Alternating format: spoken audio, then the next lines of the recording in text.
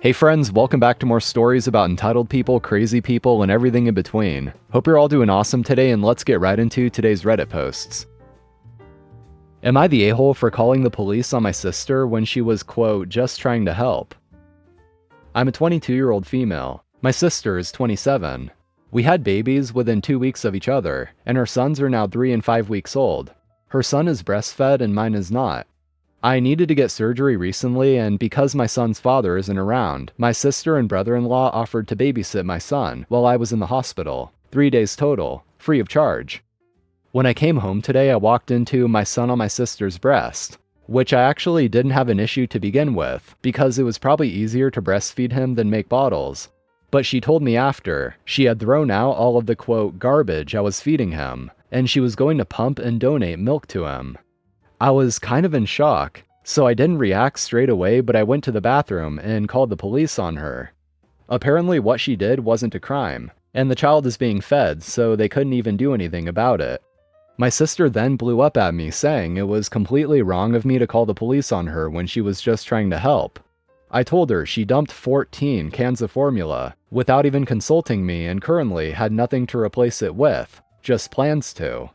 She now wants me to pay her for the babysitting she did, but I told her I can't even afford to replace the formula while I'm on maternity leave, so I won't be paying her for the babysitting.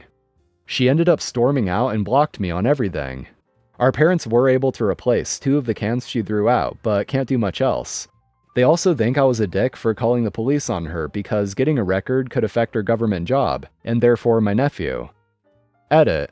There's no way my sister would have replaced the formula. She is completely against it and has been vocal about her dislike for me using it. Now, just from a quick Google search, baby formula is pretty damn expensive, so 14 cans, I guess depending on the size, can easily be hundreds of dollars. And for her to just throw it all out without even talking to you about it is really messed up. If a mother doesn't want to give their own child formula, that's their own choice, but don't force it on other people. So I don't really blame OP for being upset enough to want to call the cops, even if they can't really do anything about it. Someone on r/AskReddit asked this question, and I thought it would fit here. 911 phone operators, what do you do when you receive phone calls from Karen types? And here's some of the responses. Short answer, I send them who they ask for, and do so while making sure everyone on the scene is as safe as possible using all the resources I can. Long answer, if everyone's safe, I use some verbal judo to try to get the caller to realize what they are doing. I'll act like a 3-year-old asking why to everything. I've gotten a few people to openly admit it's because of the color of a suspicious person's skin. If they say something offensive, I ask them to repeat it into the recorded phone call for clarity, and remind them they are being recorded. I dispatch for a number of cities, a few of them affluent, a few of them less so. My favorite example is when Karen called in one of these affluent cities to inform us of a black man driving around a city police cruiser. That black man responded to her house for more information. And another comment. We roll our eyes, then do exactly what we do in every 911 situation. Try to tease out the relevant info and dispatch the appropriate resources. We can't tell them, no, you don't need police or ambulance. So we then waste resources and let the cops and medics sort it out on scene. Having been both a 911 dispatcher and a paramedic, I can assure you that a good time is not had by all. Another comment says, we treat it like the 50+ previous calls we got from Karens earlier that day. We get the relevant info and pass it on. Be professional above all else. Your neighbor's kids are playing in their own yard at 3 p.m. on a weekend and you hate that? I understand, ma'am. The officer is being dispatched. Calling the police because you saw a raccoon, fox, owl, or bat during the day and you think they shouldn't be out during the day? I'm dispatching an officer, sir. A door-to-door salesperson just showed up and you want them arrested right now immediately? The officer will stop by to speak with you shortly. People call 911 over the dumbest things. People call 911 because there's a mouse in their kitchen, or because the neighbor's the wrong color, or because the store won't accept returns of used, broken appliances. Never feel guilty for calling 911 because you're not sure if your problem is really an emergency. I assure you, we've heard dozens of dumber requests just today. And this comment says, I've called 911 twice recently. Not sure if I should have, just thought I'd let them sort it out. Saw some young teens playing with explosive fireworks at the local elementary school. They were trying to open the bathroom in mobile classrooms. Figured a cop would prevent some vandalism if they were available. Other time was two 7-ish-year-old kids walking a 100-plus pound mastiff/boxer dog with no leash and hollering at people. It's very aggressive and stay away. It was late in the evening and Animal Warden's office was closed. After the dog nearly attacked a poodle and its owner, I decided to call. The little girl was screaming, "My unicorn powers are fading. He won't listen." Nobody ever showed up, so I guess they were considered nuisance calls. Entitled mother almost stops an ambulance from getting to a heart attack patient. This happened at the end of last summer and I wasn't within earshot for most of it, so I can't give great detail as to what exactly was said, but I'll try my best. I work at a summer day camp and everyone is like family there. I went to the camp myself from age 6 to 15 before working there. The staff usually are rehired when possible, especially directors, so returning campers see the same faces every year. So some of the younger staff have known the veteran staff for almost our entire lives. That's why it is very common for the camp counselors to have been campers once themselves, like me. This is important to remember as those involved in the story include both 2 veteran staff and multiple former campers, now counselors, including me. It is the very last day of camp for the summer. All of the campers have said their goodbyes and have left on their respective buses. The only people left are the staff, and the kids who are in the aftercare program for kids whose parents either work late or they need to be picked up from camp directly. There is almost no parking, not even enough for staff, so they bus the kids in every day. The staff wrap up their last staff meeting for the season, and we all make our way to the front of the camp. One of the counselors, who I think was 2 years older than me, Carter, ran up ahead, because the lunch lady, Chris, was about to leave and wanted to say goodbye. As we were rounding the corner, we heard Carter call out for Chris, and she is laying on the ground. Everyone is ushered into the bus that was going to take us to where the staff parking was, while one of the directors calls the ambulance. Carter is in tears. He was especially close to Chris. Not to mention, this is the second veteran staff member to be hospitalized that summer. He tells us that he had just said goodbye and turned to walk away. When he glanced back, she was on the ground and not responding. Chris was a bit of a bigger woman, so everyone was worried about if the CPR would be successful, since the only people there were very small build.